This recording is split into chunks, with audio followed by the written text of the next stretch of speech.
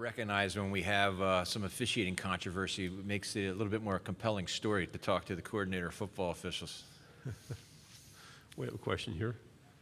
Yesterday, Dan Peck, ESPN 106.7 in Auburn. Yesterday I asked the commissioner if the Tennessee-Ole Miss game last year had resulted in any sort of reevaluation of protocols, particularly when it's okay for a team to leave the field of play, but any other sort of takeaways from that memorable game last year from the SEC.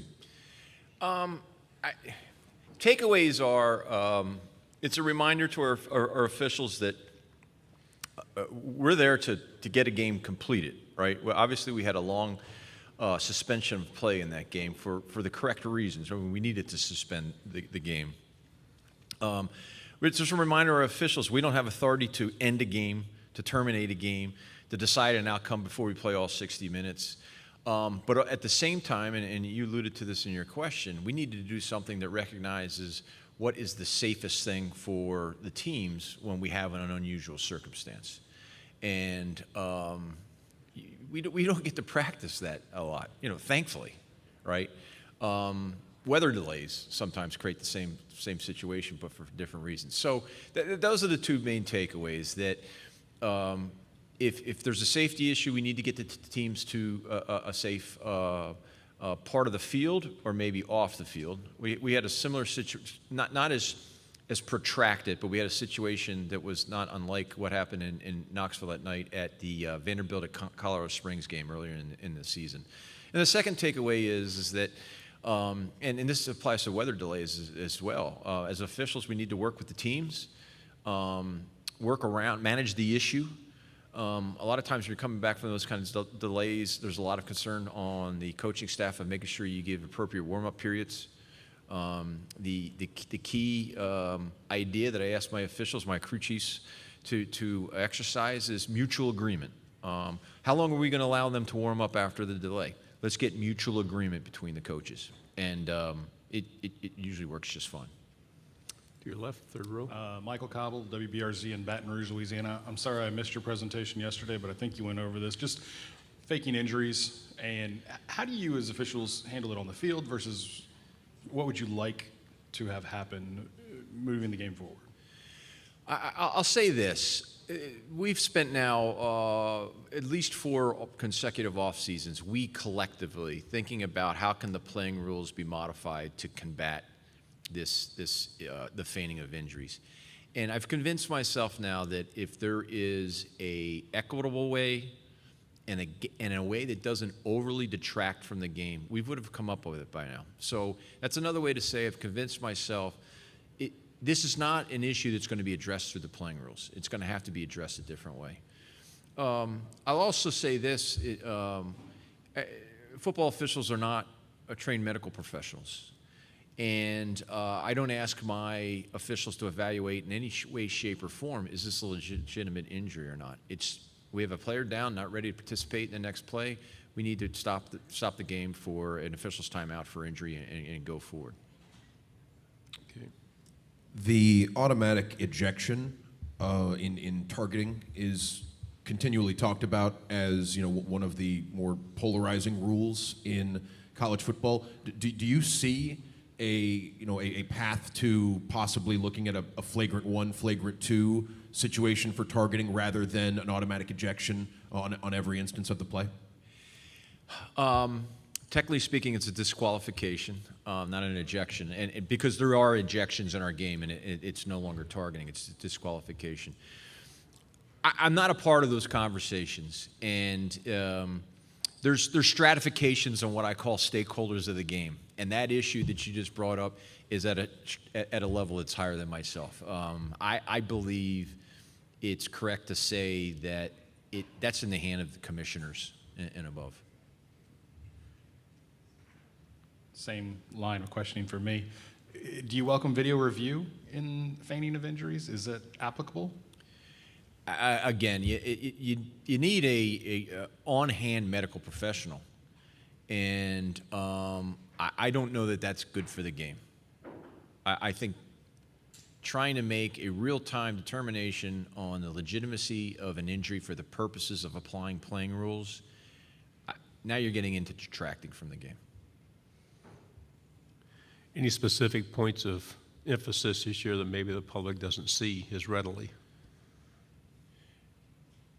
The targeting is always number one, right? We have targeting as a point of emphasis to drive the point home to our officials, both on the field and the replay booth, that there's no letting up on this.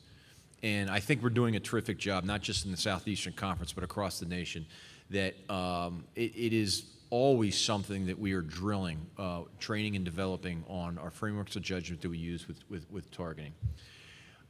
Protecting other defenseless players, passers, quarterbacks are a great example of that. Those are the primary ones that come to mind. Are athletes bigger and faster as the years go on from what you've seen? I'm sorry, can you repeat that? Are the athletes, are they getting bigger and faster? Year over year, absolutely. I can remember there was a period in the, I guess it was the late 2000s, where the lateral mobility and quickness of very, very large defensive linemen seemed to take a quantum leap in just 2 to 3 seasons. That was my own personal observations anyhow. But we have just unbelievable quickness and speed at all positions all across the field, particularly on the defensive side of the ball. My own personal observation, and my officiating background doesn't give me any kind of expertise to make this statement, but 20 years ago, 25 years ago, it seems like if you picked out the best athletes on the team, a majority of the top 10 would be on the offensive side of the ball. I don't think that's true any longer. I think that the athleticism on the defensive side of the ball is just fascinating to watch. A couple more questions on the left. Hey, what qualities do you see in the best officials in the SEC, in your opinion?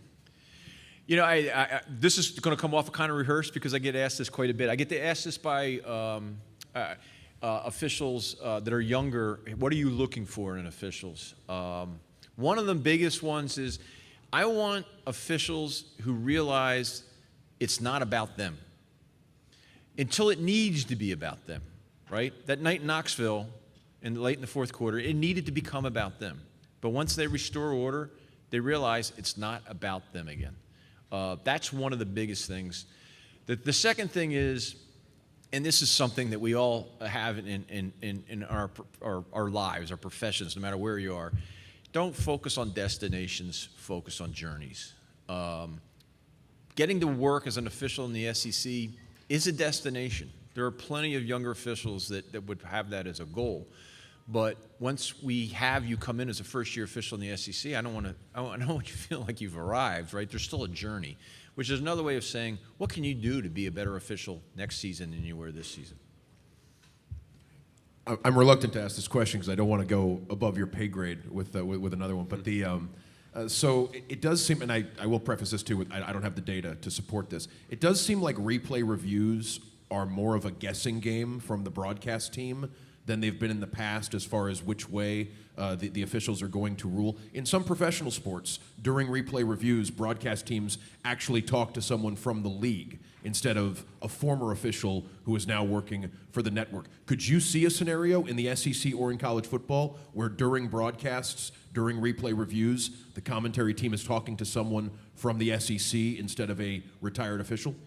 I don't see it in the foreseeable future.